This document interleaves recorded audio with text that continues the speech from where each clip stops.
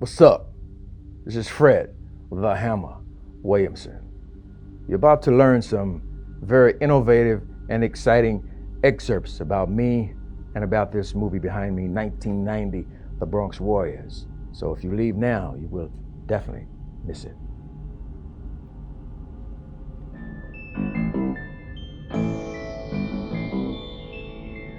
First of all, I deal with the name. The name is Fred the Hammer Williamson. Chicago, Gary, Indiana, Northwestern University, 10 years of pro football, Oakland Raiders, Kansas City Chiefs, all pro, a couple of Super Bowls, and thus, henceforth, here we are.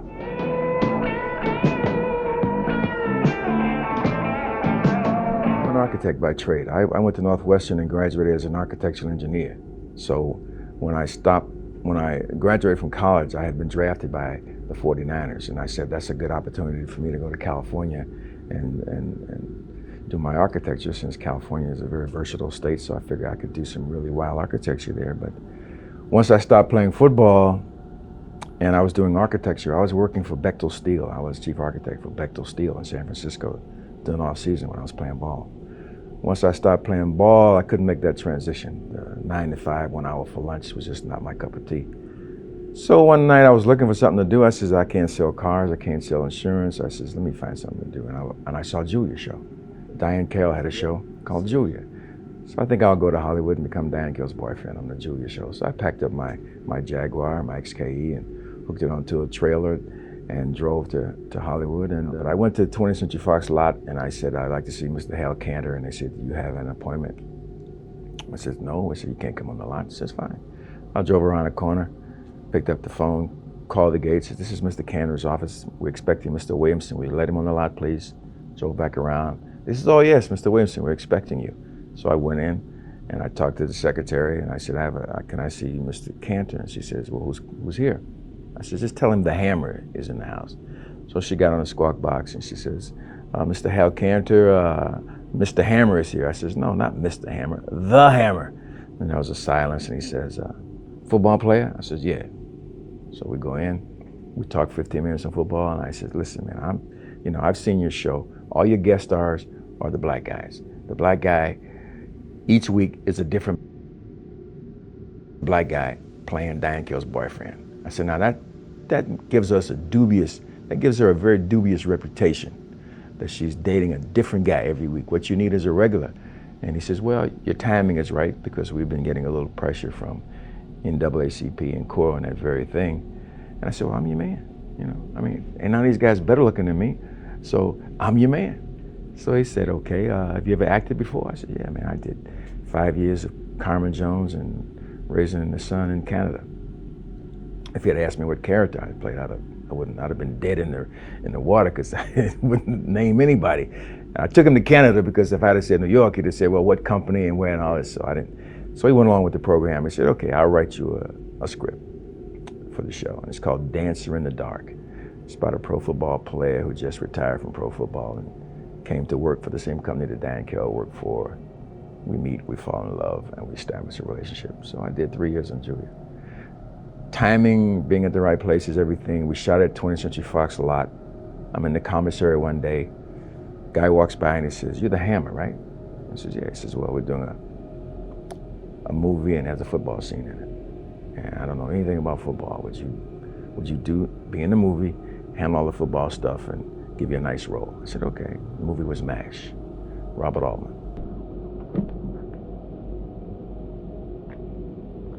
Hi, Trash. Long time no see.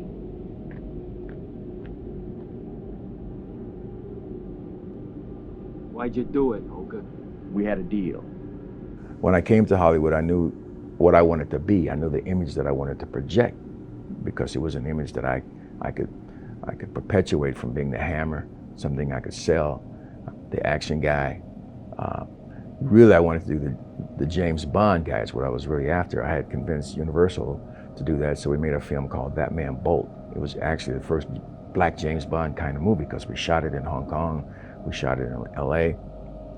But I was so far ahead of my time. This was like 71. I mean, I was so far ahead of my time that black wasn't in then. I mean, it wasn't a lot of black actors around that had these kind of roles, that had starring roles, and You know, my co-stars were all white, and so I was too far ahead of my time. And so they signed me to a three picture deal, and they didn't know what to come back on the second picture, so they just paid me off. So they just paid me off, and I said, that's fine, because I had 3 rules when I came to Hollywood. 1, you can't kill me. 2, I have to win all my fights, and 3, I get the girl at the end of the movie if I want her. Hollywood wasn't ready for that.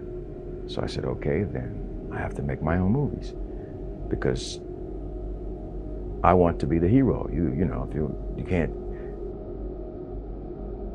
kill me and have Schwarzenegger avenge my death.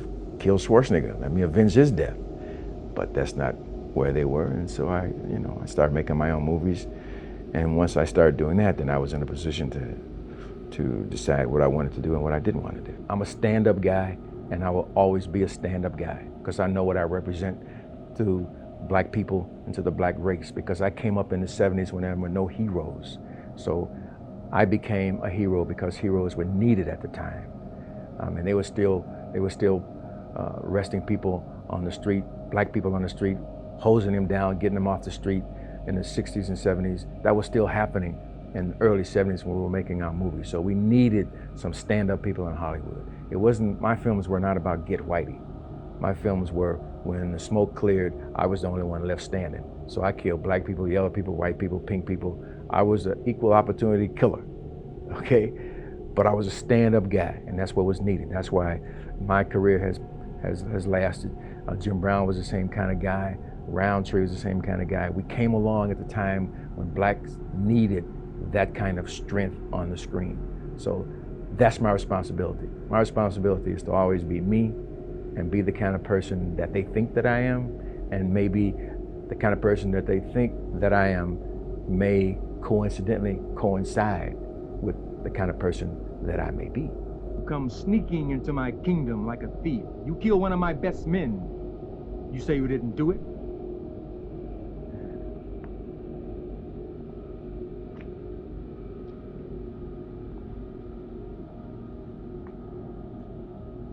You hear that, witch?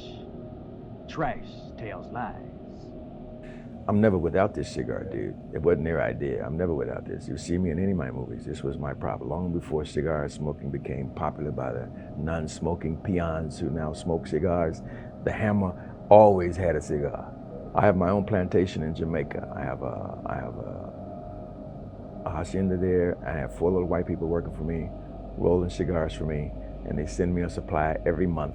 And I do my own cigars. You can't buy any cigar this long and this slender. This is my trademark, a long, slender cigar. Not these fat suckers these guys sticking in their mouth trying to emulate the Hammer. That ain't happening because they can't find these suckers. I don't want anybody smoking my stuff. I don't want anybody smoking my stuff, man. I don't want anybody wearing the same clothes I wear, dude. If I see a guy with my jacket on, I take it off, throw it in the street. You know, I'm that kind of guy, man.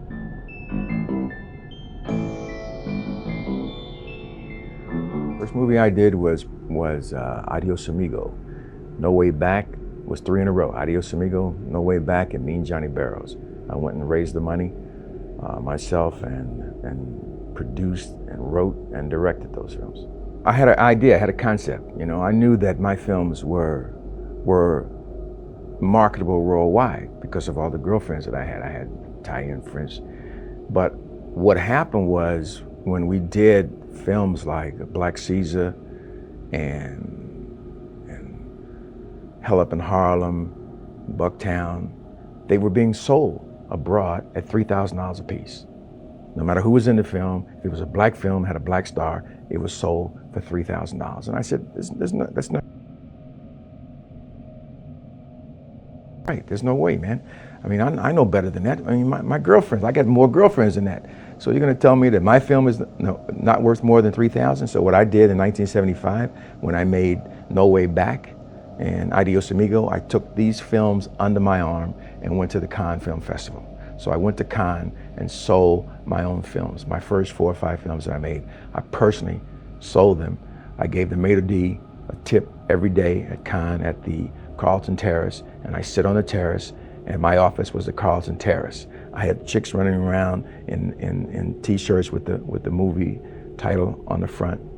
And I sold my first picture to Greece, who came and said, Williamson, oh, 3,000. I said, there's no way, man. Forget about it. You'll never get another Fred Williamson movie for that.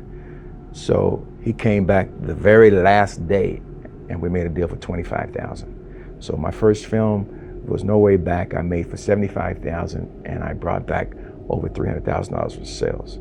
So based on that understanding of how the European community felt about me, then I made an effort to pick a city that I liked and that I think I would like, which was Rome. So I moved to Rome.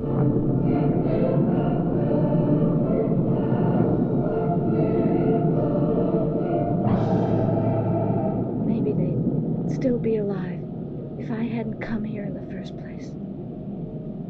Stop blaming yourself. The Bronx is no man's land, where the worst things happen by themselves.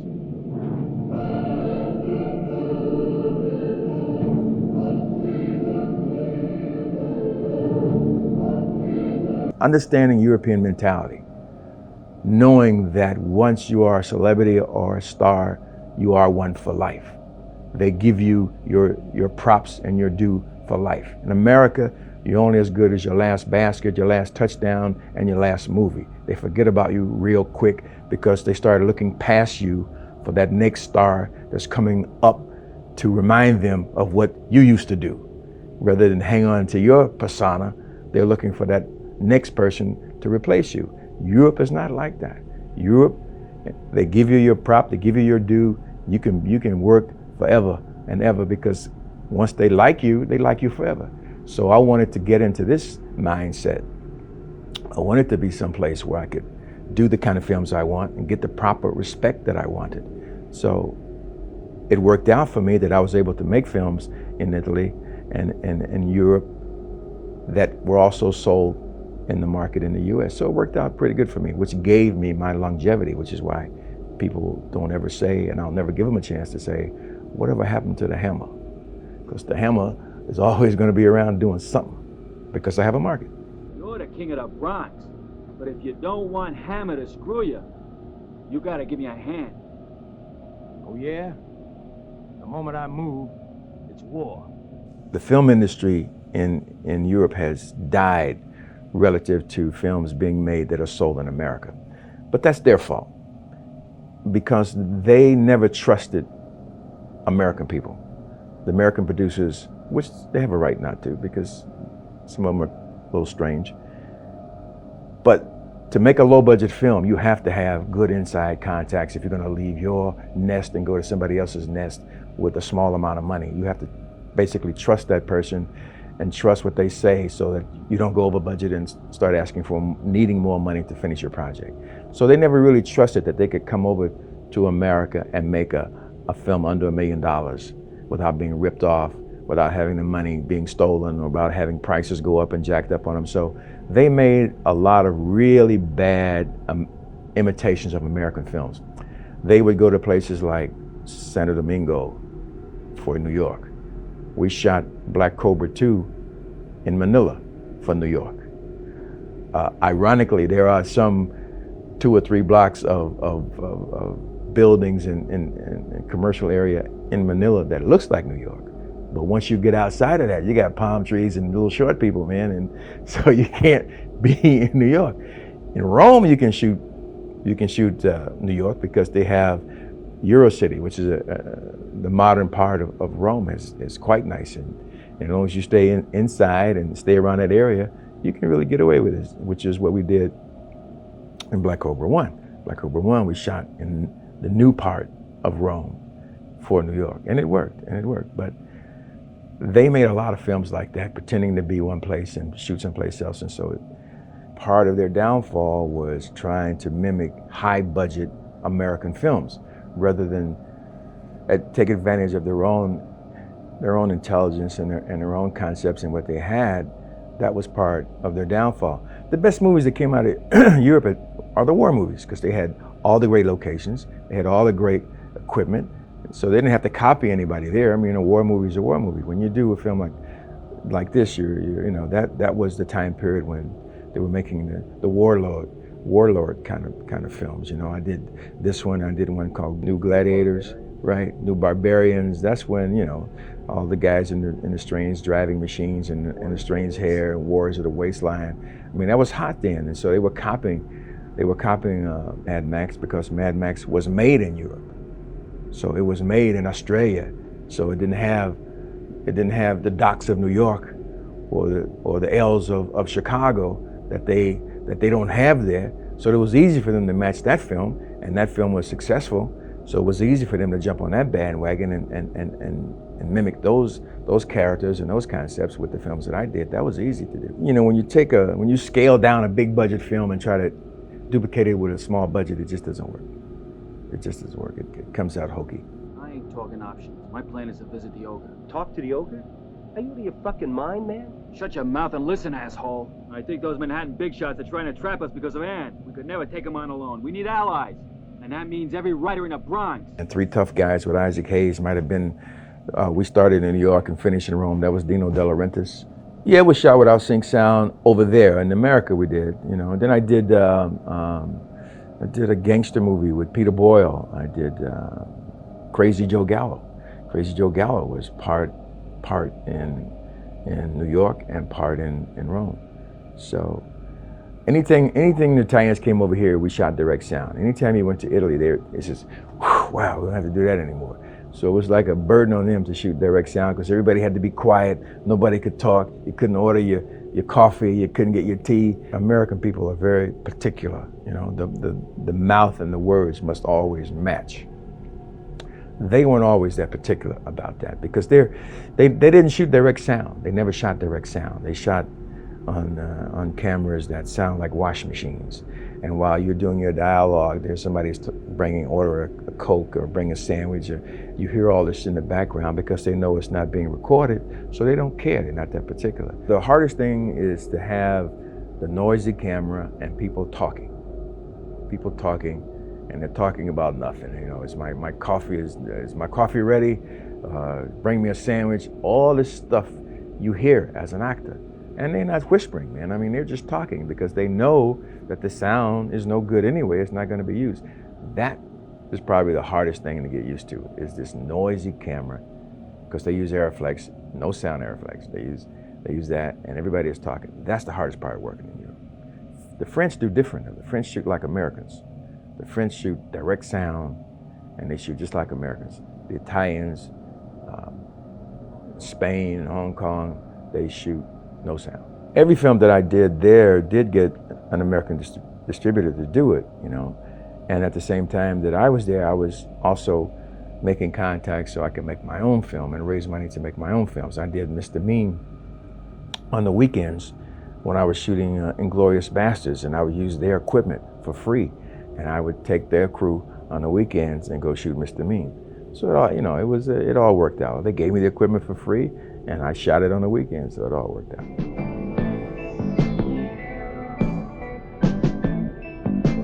You gotta understand the protocol. Whatever country you're in, there's a certain protocol you have to do. You don't talk business unless you go to dinner.